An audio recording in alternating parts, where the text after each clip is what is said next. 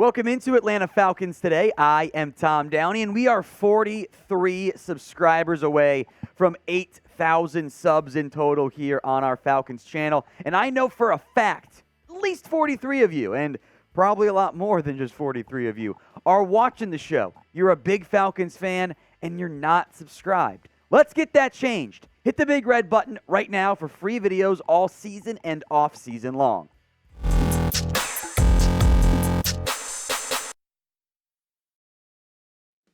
We've got some news, some trade rumors, and some overreactions/takeaways coming out of the Falcons' very impressive 28-14 win over the 49ers in NFL Week 6. We will spend some time on Marcus Mariota, obviously, in today's show, but let's revisit the injury news and notes that came in from this week. The A.J. Terrell injury, originally termed a thigh by the team, and then Terrell said it's a hamstring, so upper leg injury somewhere in that range. He said he feels fine. The team played it safe, so thigh, hamstring, leg, whatever we're going to call it, sounds like Terrell is going to be A-okay for the Falcons.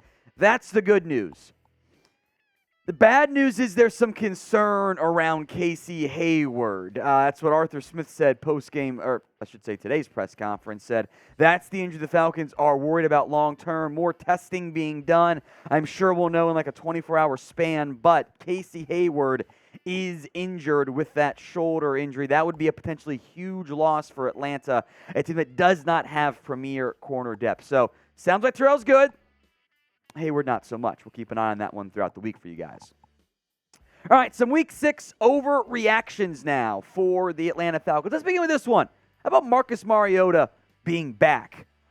At least as far as Mariota can be back, I think if we're being honest, he's never going to be the same premier guy the Titans thought they were going to get the number 2 overall pick. But in terms of reasonable expectations, yeah, I'm down with that. And it's not like you're going to complain too much about what he did against the 49ers, right? That was a very impressive showing from Mariota. One incomplete pass in the entire game, and it came in the fourth quarter. You're thriving on third downs. You're making the plays look easy. 13 of 14 for 129, 2 scores, 3 total touchdowns, by the way. We'll call it 20 plays for Mariota, the 14 passes, the 6 carries he had, by the way, 50 yards, 1 touchdown. I think if we're being honest, we were all quite impressed with the way that Mariota played against the 49ers. If I tell you, hey, he's going to go 13 of 14 in every game, I think you'll take that because that means you're probably winning the game because you're not asking him to throw the football a ton. From a grading standpoint, we'll make note of PFF here from that standpoint. 83.2, the highest offensive grade for the Falcons and for Mariota. Like it's what you want. Lower passing volume, it's okay. You'll take it. When you run the football effectively, when Mariota plays great, I think that's a very good thing. Now, I know many of you have stood your eyes on Desmond Ridder being a piece, right? Yeah, I get it. I get it. And even a week ago, I was kind of like, maybe give the reins to Ridder. We'll leave it up to you guys here on this one. The pinned comments on today's video. Pick a QB. MM for Marcus Mariota.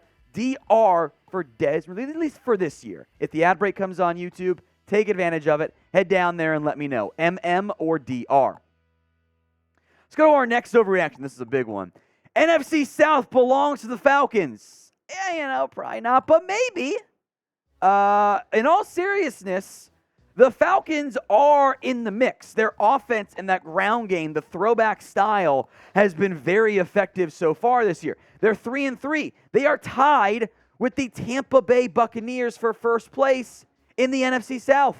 The Saints are 2-4. The Panthers, to be offensive to garbage, are garbage this year. Like, they're a terrible football team. And the schedule is not that challenging for Atlanta. Week 7 at the Bengals. Now, the Bengals have played, I'm serious with this point, 1 full-time starting QB for their entire game this year.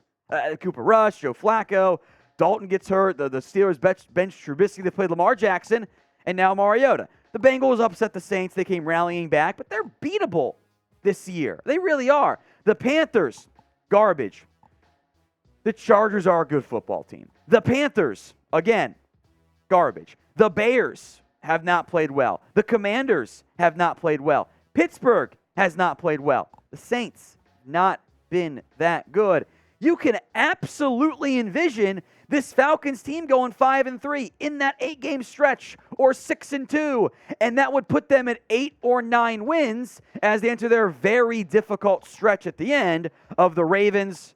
The Cardinals team, I think, is bad, and the Bucs to cap things off January 8th in week 18. So, yeah, you can make a run. And you know what? I love the energy out of this team right now. Arthur's been the boys cracking open some beers post-game.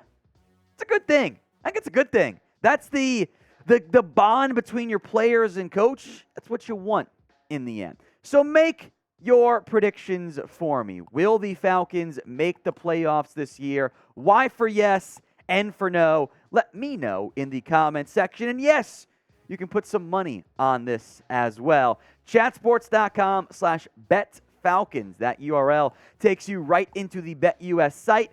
When you put down at least $100 using promo code Falcons125, you'll get yourself a 125% deposit bonus. $100 down with promo code Falcons125 at chatsports.com/betfalcons gets you that deal.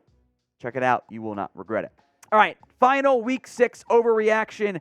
The Falcons wide receiver group is set. Absolutely overreaction as far as I'm concerned. Now, there have been trade rumors swirling around almost every NFL team, the Falcons, of course, included. But I have been very underwhelmed by this Falcons receiving core. They have not been making a bunch of big plays from a snap count perspective. Olamide Zaccheaus, Drake London are your top two guys. And I get they run a lot of multiple wide receiver looks, and they're basically, or tight end looks, I should say. I mean, Kyle Pitts and Parker Hesse and Michael Pruitt, kind of cheating on Hesse, but whatever, fullback. They're not running 11 personnel like the rest of the NFL. They're simply not. But Damiere Byrd, Bryan Edwards, Kadiro Hodge, all three guys rotating, all three guys not playing that much. London and Zaccheaus were the only two receivers to catch a pass against the 49ers. Now, that's okay. You won the football game. They are a smash mouth, old school football team. That's how they're built. That's how they're having success this year. But wouldn't it be nice to add some more speed? Bryan Edwards, who has been, and I'm still hilarious we've got there, Raiders beat reporters way back when comped him to Randy Moss. It was friggin' stupid.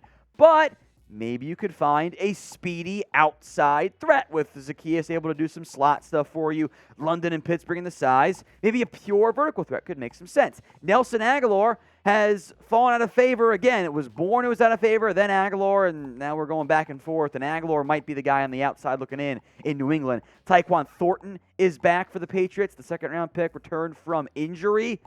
And Agholor didn't do anything. And the Patriots' impressive win over the Browns. So with Bourne and Agholor, or with Bourne and Thornton, Jacoby Myers and Devontae Parker, Agholor is available. The money's not very good, and that might be a problem from that standpoint, but it is something at least worth looking into.